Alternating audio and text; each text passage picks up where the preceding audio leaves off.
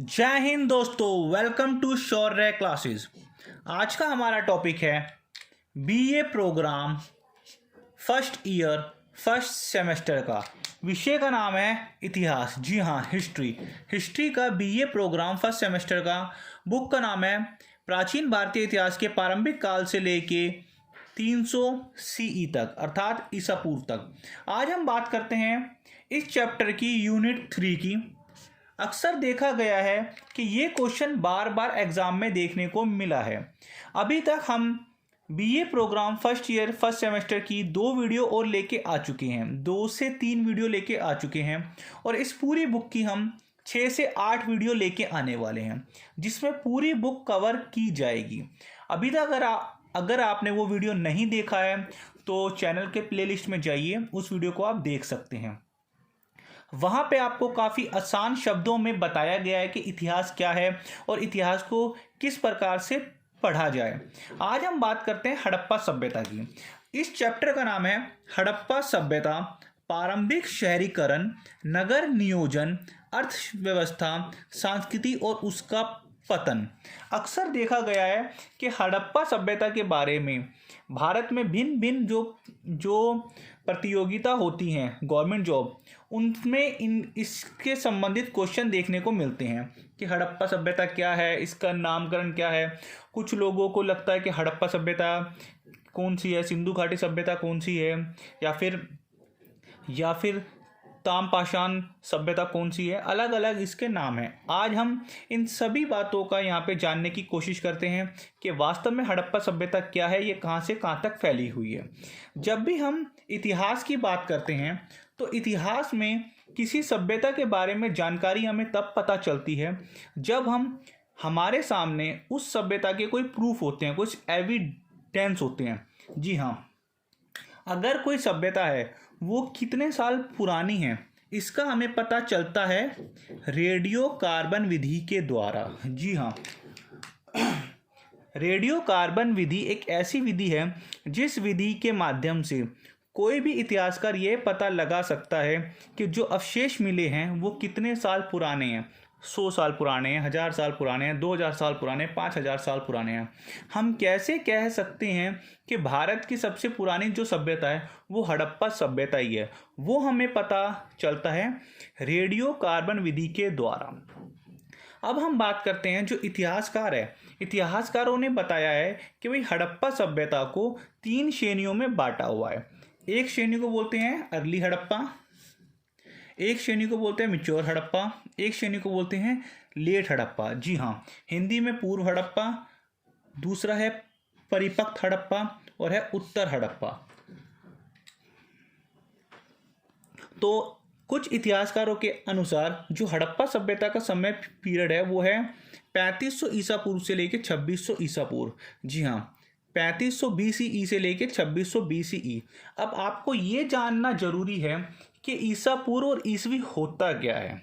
अगर आपको यह नहीं पता तो इसके ऊपर भी हमने वीडियो बनाई हुई है, अगर आप चाहो तो वो देख सकते हो। एक होता है ईसा पूर्व। ईसा मसीह के जन्म से पहले की जो घटना होती है उसे ईसा पूर्व के नाम से जानते हैं, और ईसा मसीह के जन्म के बाद की घटना को ईसवी के नाम से जानते हैं। जो मिच्योर हड़प्पा है उसका समय पीरियड है 2600 BCE से, BCE का अर्थ है बिफोर कॉमन एरा, से 1900 BCE तक, और उत्तर हड़प्पा है 1900 से लेके 1300 BCE तक। इसके बाद जो होता है वैदिक काल शुरू हो जाता है, फिर उत्तर वैदिक काल आता है। अब हम बात करते हैं कि भाई इतनी पुरानी सभ्यता, अगर आज से हम बात करें तो भाई 2000 साल आज के और 2000 साल पहले की, मतलब 4-4.5 साल पुरानी ये सभ्यता है अगर आज से देखा जाए तो। अब इन सभ्यता की खोज करता कौन है? भाई हमें कैसे पता चलता है कि भारत में कोई सभ्यता है या फिर इतनी पुरानी सभ्यता है? अगर हम बात करें तो भारत में जो ऐतिहासिक चीज़ें होती हैं उसका शोध कौन करता है? आपने अक्सर सुना होगा ASI। जी हाँ, ASI archaeology survey of India, Hindi में जिसे भारतीय पुरातात्विक एवं सर्वेक्षण विभाग के नाम से जानते हैं। जैसे आपके हर एक विषय, जैसे आपके एक संगठन का एक मंत्रालय होता है, जैसे शिक्षा मंत्रालय है, रेलवे मिनिस्टर है, फाइनेंस मिनिस्टर्स होते हैं, उसी प्रकार से एक ASI है। उसका काम ये होता है कि भारत में जो भी ऐतिहासिक चीज़ें हुई है उसका सर्वेक्षण करे, उसकी खोजबीन करे और उसका पता लगाए कि भारत में इतिहास में क्या क्या घटना घटी गई है। तो ASI की जो स्थापना हुई थी वो सन 1861 में की गई थी और ASI की जो नींव थी वो वायसराय लॉर्ड कर्जन के काल में रखी गई थी। जो ASI के जन्मदाता भारत में जिसे बोला जाता है उनका नाम है अलेक्जेंडर कनिंघम। इन्हीं को ही भारत में आर्कियोलॉजी सर्वे ऑफ इंडिया का जन्मदाता कहा जाता है। और इसके जो महानिर्देशक थे, पहले महानिर्देशक का नाम था जॉन मार्शल। जी हाँ, जॉन मार्शल की ही मतलब देखरेख में हड़प्पा सभ्यता को सर दयाराम साहनी के द्वारा खोजा गया था। हम कह सकते हैं सन 1921 में, जी हाँ AD 1921 में, 1921 ईस्वी में सर दयाराम साहनी की खोजबीन में जब जॉन मार्शल उस मतलब ASI के महानिर्देशक थे तो इनकी अध्यक्षता में दयाराम साहनी ने सन 1921 में हड़प्पा सभ्यता को खोजा था और सन 1922 में रखाल दास बनर्जी ने मोहनजोदड़ो के अवशेषों की खुदाई की थी। एक मिनट। जी हाँ, अब आपको ये पता चल गया है कि हड़प्पा सभ्यता का क्या खुदाई कैसे होएगी और क्या होगा। अब हम इस पे आगे चर्चा करते हैं। जब भी हम हड़प्पा सभ्यता के बारे में जानने की कोशिश करते हैं कि हड़प्पा सभ्यता क्या है, तो कुछ लोग बोलते हैं कि इसको सिंधु घाटी सभ्यता के नाम से जानता है, कोई हड़प्पा सभ्यता के नाम से जानते हैं, कोई सिंधु सरस्वती के नाम से। इसका एग्जैक्ट नेम क्या है, इसका नामकरण कैसे पड़ा? भाई सबसे पहले हड़प्पा नगर की खोज की गई थी, इसलिए इसे हड़प्पा सभ्यता के नाम से जाना जाता है। यहाँ पे लिखा हुआ है हड़प्पा सभ्यता। पहला स्थान की खोज हड़प्पा में ही की गई थी दयाराम साहनी के द्वारा सन 1921 में। इसे सिंधु सभ्यता के नाम से क्यों जानते हैं?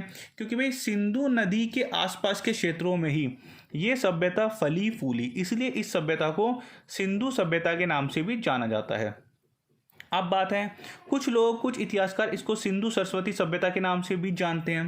भाई सिंधु सरस्वती सभ्यता के नाम से इसलिए जाना जाता है क्योंकि हड़प्पा की अब लगभग 1500 से 1600 स्थलों की खुदाई हो चुकी है और ज़्यादातर जो स्थल मिले हैं वो सिंधु सरस्वती सभ्यता मतलब सिंधु सरस्वती जो रिवर है उसके इर्द गिर्द ही मिला हुआ है। तो हम कह सकते हैं इस सभ्यता को सिंधु सरस्वती सभ्यता। लगभग 1100 ऐसी बस्तियां हैं जो सिंधु नदी और सरस्वती नदी के आसपास देखने को मिली है हड़प्पा सभ्यता की, इसलिए इसे सिंधु सरस्वती सभ्यता के नाम से जाना जाता है। कुछ इतिहासकार इसे कांस्य युगीन सभ्यता के नाम से भी जानते हैं। भाई कांस्य युगीन सभ्यता क्यों कहा जाता है इसे कांस्य युगीन सभ्यता इसलिए कहा जाता है क्योंकि सबसे पहले तांबे और टीन को मिला के कांस्य का निर्माण सिंधु सभ्यता के लोगों ने अर्थात हड़प्पा वासियों ने ही शुरू किया था, इसीलिए इसे कांस्य युगीन सभ्यता के नाम से जाना जाता है। और इसे विश्व की प्रथम नागरिक सभ्यता के नाम से भी जाना जाता है। आज जो चीज़ें हम अपना रहे हैं, जिन फ्लाईओवर, जिन रोडों का हम इस्तेमाल कर रहे हैं, जो पानी के ड्रेनेज सिस्टम का इस्तेमाल कर रहे हैं, जो कपास का इस्तेमाल हम कर रहे हैं, वो सबसे पहली बार इन लोगों ने ही हड़प्पा वासियों ने शुरू की थी। पहली बार नगरों का उदय हड़प्पा के लोगों के द्वारा ही देखने को मिलता है। अब हम बात करते हैं इसके भौगोलिक स्वरूप की। जब भी हड़प्पा सभ्यता की बात होती है तो भाई कुछ इतिहासकार कहते हैं, कुछ ऐसे व्यक्ति बोलते हैं भाई वो तो इंडिया की सभ्यता है, पाकिस्तान वाले बोलते हैं पाकिस्तान की। भाई आज़ादी से पहले तो भारत, पाकिस्तान, अफगानिस्तान का कुछ क्षेत्र और बांग्लादेश का क्षेत्र भारत में ही था। तो अगर हम इस सभ्यता की बात करें तो हड़प्पा सभ्यता आज से लगभग 4500 साल पहले मतलब 2500 ईसा पूर्व के आसपास ये जो सभ्यता थी ये आज के वर्तमान में अफगानिस्तान क्षेत्र में देखने को मिलती है, पाकिस्तान क्षेत्र में देखने को मिलती है और भारत के क्षेत्र में देखने को मिलती है। अगर इस सभ्यता की बात करें, ये सभ्यता एक त्रिभुजकारी सभ्यता है। त्रिभुजकारी क्या है भाई? ये ऐसे है। इट मीन्स अफगानिस्तान के क्षेत्र में, पाकिस्तान के और भारत के इन सब क्षेत्रों के बीच में ही इस सभ्यता फली और फूली। अगर इस सभ्यता की बात करते हैं तो ये एक त्रिभुजाकारी सभ्यता है और इसके भौगोलिक स्वरूप में अभी तक लगभग 1500 के आसपास इनकी बस्तियों को खोजा जा चुका है। जी हाँ, सबसे पहले 1921 में हड़प्पा की खोज की गई, 1922 में मोहनजोदड़ो की खोज की गई। अब तक लगभग 1500 से ज़्यादा बस्तियों को खोजा जा चुका है, जिसमें 500 के आसपास जो बस्तियां हैं वो अब भारत में हैं। इसका अर्थ क्या है? कुछ बस्तियां पाकिस्तान में देखने को मिली है अब, और कुछ अफगानिस्तान के क्षेत्रों में। इसका अगर हम क्षेत्रफल की बात करें तो पुरानी किताबों के अनुसार 12,99,600 वर्ग किलोमीटर में फैला था। अब जो नई शोध हैं उसके अनुसार 15 लाख वर्ग किलोमीटर के आसपास हड़प्पा सभ्यता का क्षेत्रफल फैला हुआ है। जी हाँ, ये आपको याद करने की ज़रूरत नहीं है। याद करने वाला जो टॉपिक इसमें कुछ नहीं है, सिर्फ समझने वाला है। अब हम बात करते हैं ये जो सभ्यता ये कहाँ से कहाँ तक फैली हुई है।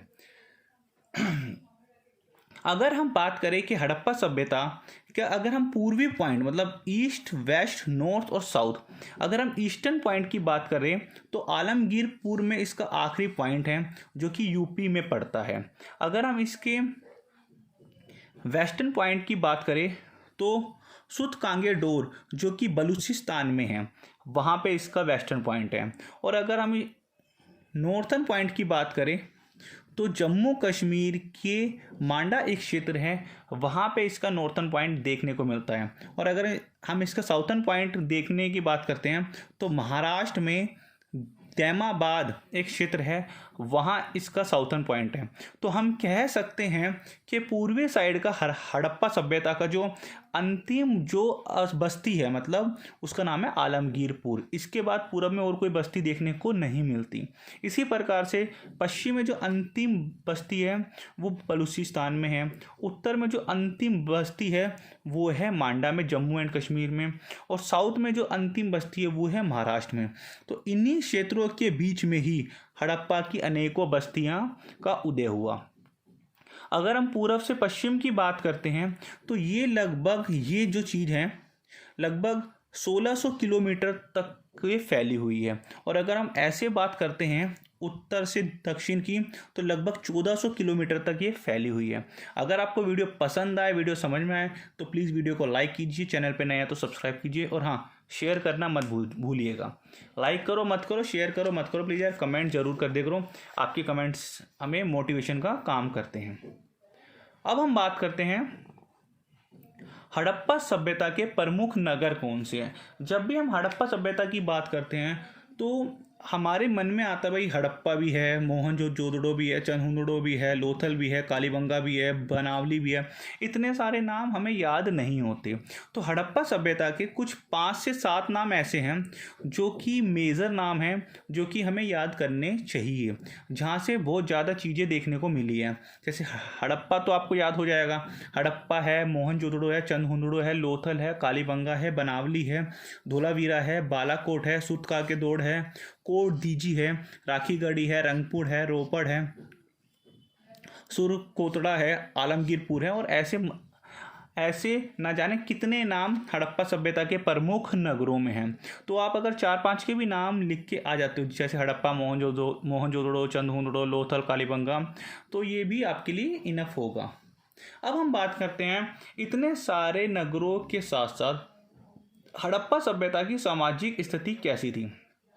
ये चैप्टर में इतना कुछ समझाने का है, इतना कुछ है कि जो आपकी एक शीट मिलती है ना, आपको दिल्ली यूनिवर्सिटी में एक जो शीट मिलती है, अगर आपको ये चैप्टर अगर आप ये अच्छी तरह पढ़ते हो ना तो उस पूरी शीट को भी आप भर के आ सकते हो। मतलब आपका आंसर कम पड़ जाएगा लेकिन वो शीट ख़त्म हो जाएगी। मतलब आप इट मीन्स क्या है कि आपका आंसर कम नहीं पड़ेगा और वो शीट भर जाएगी। मेरा कहने का मतलब ये है कि इसमें बहुत कुछ है, मीन्स बहुत कुछ है। अगर हम सामाजिक संगठनों की बात करते हैं तो हड़प्पा वासियों का आर्थिक संगठन कैसा था, आर्थिक जीवन कैसा था, सामाजिक जीवन कैसा था। जब भी हम इतिहास की बात करते हैं ना, तो इतिहास में हम 2-3 चीज़ों पे फोकस करते हैं, जैसे उस समय की आर्थिक जीवन कैसा था, सामाजिक जीवन कैसा था, धार्मिक जीवन कैसा था, राजनीतिक जीवन कैसा था। तो आइए हम इन सब पे चर्चा करते हैं। सबसे पहले हम बात करते हैं हड़प्पा के समय में, मतलब सिंधु घाटी सभ्यता के सामाजिक जीवन या सामाजिक संगठन किस प्रकार का था। भाई समाज में 3 वर्गों में समाज विभाजित था, एक विशिष्ट वर्ग, एक मध्यम वर्ग और एक कमजोर वर्ग। आज भी 3 प्रकार के वर्ग हैं, जैसे हम बोल सकते हैं अमीर वर्ग, गरीब वर्ग और मिडिल क्लास वर्ग। इसी के साथ साथ समाज में जो घरों को बनाया गया था उनको दुर्गों में बनाया गया था। दुर्ग का अर्थ होता है फोर्ट, फोर्ट मतलब किला। उनको दुर्गों में बनाया गया था। एक बोलते हैं निचला भाग, एक बोलते हैं ऊपरी दुर्ग, अपर फोर्ट और लोअर फोर्ट। तो ये जो 2 दुर्गों में बनाया गया था। इसी के साथ साथ अगर हम बात करते हैं हड़प्पा मोहनजोदड़ो के जो मकान थे, मकानों के आधार पर ही विद्वानों द्वारा यह अनुमान लगाया गया है कि यहाँ पे दास प्रथा का भी प्रचलन किया जाता था। अर्थात हम कह सकते हैं कि हड़प्पा और मोहनजोदड़ो में कुछ ऐसे मकान ऐसे मकान देखने को मिले हैं जहाँ पे इतिहासकारों ने यह अनुमान लगाया है कि ये जो मकान के साथ साथ जो सर्वेंट क्वार्टर जैसे आजकल होते हैं ना, कि भाई 12-12 फ्लोरों की, 8-8 फ्लोरों के, 6-6 फ्लोरों की कुछ बिल्डिंग्स होती हैं, तो जो सबसे नीचे जहाँ पे बेसमेंट होता है वहाँ पे एक सर्वेंट क्वार्टर होता है, आपने अक्सर देखा होगा। तो हड़प्पा और मोहनजोदड़ो के जो मकान हैं उनके साथ कुछ दास के मकान भी देखने को मिले हैं। इसलिए कहा जा सकता है कि वहाँ के सामाजिक जीवन में दास प्रथा का भी प्रचलन रहा होगा। ये शॉर्टी नहीं है, ये कुछ अनुमान लगाया गया। इसी के साथ साथ अगर हम उस समय की स्त्रियों की दशा की बात करें तो हड़प्पा सभ्यता में स्त्रियों की दशा काफ़ी अच्छी थी, जो कि सबसे अधिक नारी की मणि मूर्तियाँ देखने को मिली है। भाई हम कैसे बोल सकते हैं कि स्त्रियों की दशा अच्छी थी? भाई हम इसी प्रकार से बोल सकते हैं क्योंकि इतिहासकारों ने जब खुदाई करी तो सबसे ज़्यादा वहाँ पे स्त्रियों की मूर्तियाँ देखने को मिली। भाई मूर्तियाँ उन्हीं की बनाई जाती है जिनका आदर सम्मान किया जाता है। तो सबसे अधिक नारी की मूर्ति को इतिहासकारों को खुदाई में प्राप्त हुई। तो हम कह सकते हैं कि स्त्रियों की दशा अच्छी थी और वहाँ पे मातृ प्रधान समाज भी रहा होगा।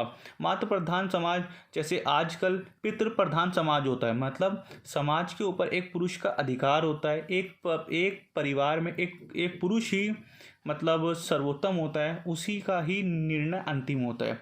इस प्रकार से कहा जा सकता है कि हड़प्पा सभ्यता में जो स्त्रियां होती थी समाज में, उनका निर्णय लेने का जो उनकी शक्ति थी वो काफ़ी सर्वोत्तम रही होगी। इसीलिए हड़प्पा सभ्यता को मातृ प्रधान समाज के नाम से भी जाना जाता है। इसके साथ साथ लोथल से युगल शवाधान भी देखने को मिला है। भाई युगल शवाधान क्या होता है? लोथल बेसिकली एक गुजरात के तट पे एक बंदरगाह है। तो बंदरगाह में देखा गया है कि वहाँ पे एक युगल शवाधान है। अब युगल शवाधान का अर्थ होता है कि स्त्री पुरुष को एक साथ दफनाया गया। हो सकता है उनकी जो मृत्यु थी एक साथ हुई होगी तभी तो एक साथ दफनाया गया हो। ऐसा तो है नहीं पहले पुरुष एक्सपायर हो गया तो पुरुष को दफना दिया गया, कुछ टाइम बाद महिला एक्सपायर हुई तो महिला को भी उसके साथ ही दफना दिया गया। ये भी हो सकता है, या ये भी तो हो सकता है कि हो सकता है उस टाइम सती प्रथा वाला जैसा कुछ ऐसा चीज़ भी होती हो कि पुरुष होने के बाद स्त्री को भी उसमें मतलब दफना दिया जाए एक साथ। तो ये इस पे असमंजस है अभी, पर ये एक अपवाद है। इसी के साथ साथ हम कह सकते हैं कि कालीबंगन में भी एक युगल शवाधान देखने को मिला, अर्थात स्त्री पुरुष का एक साथ दफनाया गया है। तो अभी हमने देखा कि लोथल से और कालीबंगा से स्त्री और पुरुष को एक साथ दफनाने का जो साक्ष्य, जो प्रूफ हमें देखने को मिला है। इसके साथ ही साथ अगर हम बात करें, स्त्रियों की मांग में सिंदूर के प्रमाण भी मिले हैं। जी, हड़प्पा वासी के जो लोग थे, जो वहाँ की स्त्रियाँ थीं और जो वहाँ के पुरुष थे, वो दोनों हाथ, वो दोनों के दोनों श्रृंगार का बहुत शौक रखते थे। वहाँ की स्त्रियाँ मांग में सिंदूर भरती थी। हाथ पे, जो पुरुष थे हाथ पे बाजूबंद पहनते। अब आप बोलोगे बाजूबंद क्या होते हैं? आपने अक्सर रामायण देखी होगी, महाभारत देखी होगी, तो वहाँ जो पुरुष होते हैं वो अपने हाथों के ऊपर कुछ बाजूबंदों को पहनते हैं। तो हम कह सकते हैं कि हड़प्पा के समय में भी स्त्रियां और पुरुष बाजूबंदों को पहनती थी। ज़्यादातर जो स्त्रियां होती थी वो अपने आप को मतलब श्रृंगार करके वो एक प्रकार से फैशन में होती थी। वो साथ ही साथ वो श्रृंगार के साथ साथ वो लिपस्टिक का भी उपयोग करती थी, कंघी का भी उपयोग करती थी, सिंदूर का भी उपयोग करती थी और काजल का भी उपयोग किया जाता था, जो आजकल होता है। इसी के साथ साथ शहरीकरण एक सभ्यता थी वहाँ पे, क्योंकि शहरीकरण थी जब भाई जहाँ पे स्त्रियाँ और पुरुष फैशन करते हैं, अच्छे अच्छे प्रकार के कपड़े पहनते हैं, तो वो एक प्रकार के शहरी जीवन में आ जाता है। वहाँ के लोग शाकाहारी भी थे और मांसाहारी भी थे। दोनों प्रकार के खानों को खाया जाता था। इसके साथ साथ आभूषण पहने जाते थे, वस्त्र के शौकीन थे और श्रृंगारदानी भी प्राप्त हुई है। आजकल जो गर्ल्स के पास होती है, वुमेन्स के पास होती है, जिसमें वुमेन अपना सारा सजने संवरने का सामान को जहाँ एक जगह पे रखते हैं, उसी को श्रृंगारदानी के नाम से जानते हैं। तो अभी हमने देखा कि हड़प्पा सभ्यता में जो सामाजिक संगठन था अक्सर वहाँ पे 3 वर्गों में विभाजित था। मध्यम वर्ग, विशिष्ट वर्ग और कमजोर वर्ग। वहाँ पे स्त्री पुरुष को कहीं कहीं पे एक साथ दफनाया गया है, जैसे लोथल में है, कालीबंगा में है। स्त्रियों का समाज में काफ़ी अच्छा उनका रुतबा होता था, उनको ज़्यादा सम्मान दिया जाता था। कहीं कहीं पे दास प्रथा का भी प्रचलन किया गया है। वहाँ के जो नगर थे, उन नगरों में भाई व्यापारी भी होते थे, अधिकारी भी होते थे, सैनिक भी होते थे, शिल्पी भी होते थे, कृषक भी होती थी, कुम्भकार भी होते थे, बढ़ई भी होते थे, नाविक भी होते थे, सुनार भी होते थे, मनके भी होते थे, मोहरे बनाने वाले शिल्पी भी होते थे और जुलाहे भी होते थे। तो अक्सर देखा गया है, तो भाई एक शहर तो वही होता है ना जहाँ पे भिन्न भिन्न प्रकार का काम किया जाए। भाई जहाँ पे व्यापारी भी हो, अधिकारी भी हो, सैनिक भी हो, शिल्पकार अलग हो, कृषक अलग हो, कुम्भकार अलग हो, बढ़ाई अलग हो, बाल काटने वाला अलग हो, सुनार अलग हो, मोहरे बनाने वाला अलग हो। तो अभी हमने जाना कि हड़प्पा के जो सामाजिक जीवन है वो किस प्रकार का है। अगर आपको वीडियो पसंद आए तो प्लीज़ वीडियो पे लाइक कीजिए, शेयर कीजिए। लाइक करो मत करो, प्लीज़ कमेंट ज़रूर कर दो ताकि हमें मोटिवेशन मिलता रहे। अब हम बात करते हैं इसके आगे की। इसके आगे में क्या है, वैसे देखता हूँ ये चैप्टर कितना और है कि एक वीडियो में आ जाए आपका। एक वीडियो में तो ये पूरी यूनिट नहीं आ पाएगी, फिर भी मैं कोशिश करता हूँ कि 2 वीडियो में आ जाए।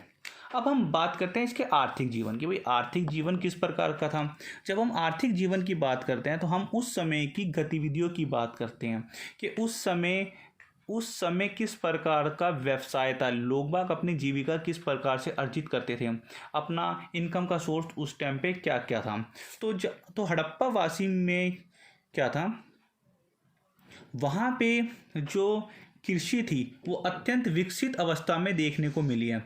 हम कह सकते हैं कि विश्व में सबसे पहले जो कपास की खेती हुई है, कॉटन की खेती हुई है, वो सबसे पहले हड़प्पा वासियों ने शुरू करी है।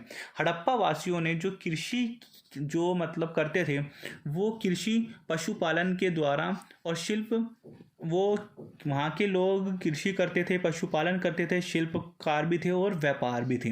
तो वहाँ का जो व्यापार था वो काफ़ी विकसित अवस्था में था। लोग किसान भी थे, पशुपालक भी थे, शिल्पकार भी थे और व्यापारी भी थे, जो भी हमने पीछे देखा था।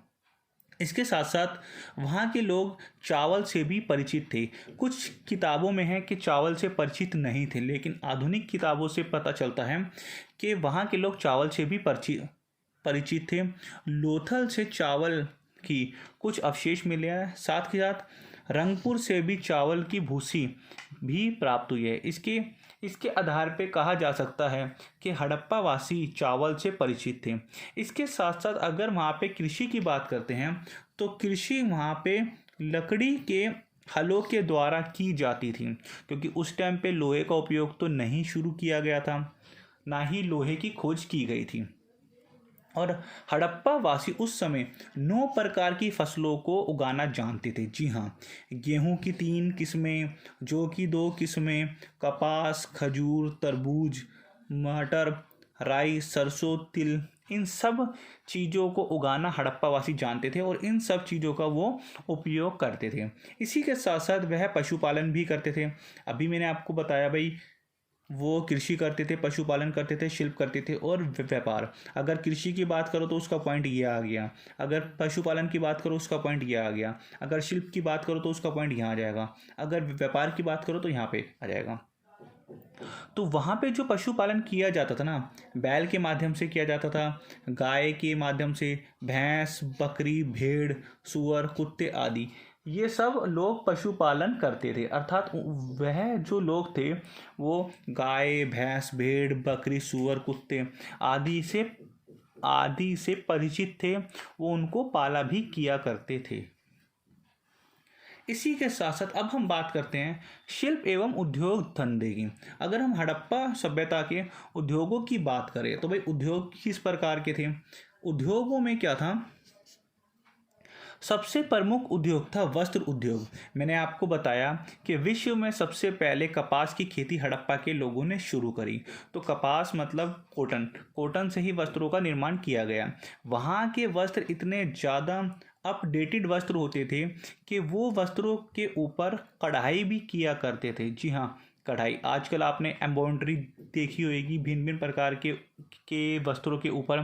तो आप सोच सकते हो कि आज से लगभग 4,500-5 हज़ार साल पहले जो हड़प्पावासी लोग थे वो वस्त्रों को पहनते थे और उन वस्त्रों पे कढ़ाई भी की हुई होती है। साथ ही साथ वो फैशन से भी काफ़ी परिचित होते थे और अपने आप को फैशन से अप टू डेट रखा करते थे। इसी के साथ साथ हम कह सकते हैं कि सूती कपड़ा, सूती धागे का भी वहाँ से हमें अवशेष देखने को मिलता है। वस्त्रों पे कढ़ाई की जाती थी। इसी के साथ साथ चंद हुंदड़ों तथा लोथल से मनके बनाने के कारखाने भी प्राप्त हुए हैं। अब भाई मनके क्या होते हैं? मनके होते हैं, अब मनके मैं आपको बताता हूँ कि जैसे आप कोई खिलौने होते हैं, जैसे खिलौने के उनके जो रॉ मटेरियल्स होते हैं या फिर किसी भी प्रकार के रॉ मटेरियल जो होते हैं जहाँ पे सबसे ज़्यादा संख्या में अगर मिलते हैं तो कहा जाता है कि उस क्षेत्र में उस चीज़ का मतलब काम शायद किया जाता होगा। जैसे उदाहरण के लिए अगर हम सीपी की बात करें तो सीपी में जो पालिका जो बाज़ार है वहाँ पे ज़्यादातर कपड़े देखने को मिलते हैं। या फिर अगर हम गुजरात के गांधी नगर की बात करते हैं, सूरत की बात करते हैं तो वहाँ पे भी ज़्यादातर कपड़े देखने को मिलते हैं। तो उन अवशेषों से यह अनुमान लगाया जाता है कि भाई यहाँ पे कपड़ों का कार्य किया जाता होगा। इसी के साथ साथ इस सभ्यता में कुम्हार के चाक का भी खूब उपयोग किया जाता था। अब एक कुम्हार का चाक आपको पता है एक चाक क्या होता है, जिसपे आटे को पीस मतलब जिस चाक में गेहूं को डाल के आटा बनाया जाता है ना। तो ये हड़प्पा सभ्यता का आर्थिक जीवन था। हम कह सकते हैं वह जो हड़प्पा वासी थे वो राजस्थान के खेतड़ी से तांबे का आयात करते थे। और जो टीन था भाई, तांबे और टीन को मिला के तो वो कांस्य का निर्माण करते थे। तो वो तांबे को मंगवाते थे राजस्थान की एक खेतड़ी जगह है जो कि राजस्थान में है। तो अक्सर तांबे को वो वहाँ से मंगवाया करते थे और अफ़गानिस्तान से वो टीन को मंगवाया करते थे। तो तांबे में टीन को मिला के वो कांस्य का निर्माण करते थे। इसीलिए इस सभ्यता को कांस्य युगीन सभ्यता के नाम से भी जाना जाता है। अब हम बात करते हैं इसके, बस मैं सोच रहा हूँ कि इसकी 2 वीडियो लेके आऊँ ताकि, क्योंकि चैप्टर काफ़ी बड़ा हो जाएगा। ये पेज और करा के आपको अगले पार्ट में पूरा चैप्टर समझा दूँगा। अब हम बात करते हैं इसके व्यापार की। भाई हड़प्पा सभ्यता का व्यापार कैसा था। भाई जब भी हम हड़प्पा सभ्यता की व्यापार की बात करते हैं ना, तो व्यापार हमें कैसे पता चलता था। व्यापार बेसिकली नाव के माध्यम से, मतलब कि जल के माध्यम से तथा रोड के माध्यम से, दोनों के माध्यम से व्यापार किया जाता था। अगर हम नाव के माध्यम से व्यापार की बात करते हैं तो लोथल एक मुख्य बंदरगाह था जहाँ से समुद्र के किनारे तथा नदियों के द्वारा व्यापार होता था। अन्यथा जो रोड होते हैं, जो मुख्यतः सड़कें होती हैं, उनके माध्यम से भी व्यापार देखने को मिला है। इसी के साथ साथ ही हड़प्पा वासी के जो बाटों का आकार है, बाटों का होता है जैसे आज 1 किलो बट्टा हो गया, 2 किलो का बट्टा, 5 किलो का बट्टा हो गया। बाटों का आकार जो था वो ज़्यादातर घनाकार था और वो 16 के गुणज होता था। जैसे 5 किलो का एक वेट हो गया, 10 किलो का वेट हो गया। मोस्टली आपने देखा होगा 5 किलो का वेट, 10 किलो का वेट, 15 किलो का वेट, है ना। तो जो वहाँ पे बाट जो वेटेज होता था वो 16 के गुणकों में होता था। इसी के साथ साथ कुछ मुद्राओं पर जो भाई जब व्यापार होएगा तो आदान प्रदान तो किया जाएगा। आदान प्रदान जो होता था वह मुख्यतः वस्तु विनिमय के आधार पर होता था। अब वस्तु विनिमय क्या है भाई, एक वस्तु ली जाती थी तो दूसरी वस्तु दी जाती थी, जैसे पुराने समय में होता था। परंतु कहीं कहीं पे मुद्राओं के द्वारा भी आदान प्रदान देखने को मिला है। कुछ मुद्राओं पर जहाज़ों तथा नौकाओं का चित्र देखने को मिलता है। तो हम कह सकते हैं कि हड़प्पा वासी मुद्राओं से भी परिचित थे। इसी के साथ साथ वहाँ पे पत्थर की धातु हड्डी का व्यापार भी किया जाता था। अर्थात पत्थर का व्यापार किया जाता था, धातु का व्यापार किया जाता था, हड्डियों का भी व्यापार किया जाता था। साथ ही साथ वस्तु विनिमय का भी वहाँ पे व्यापार देखने को मिला है और व्यापार मुद्रा के द्वारा भी देखने को मिला है।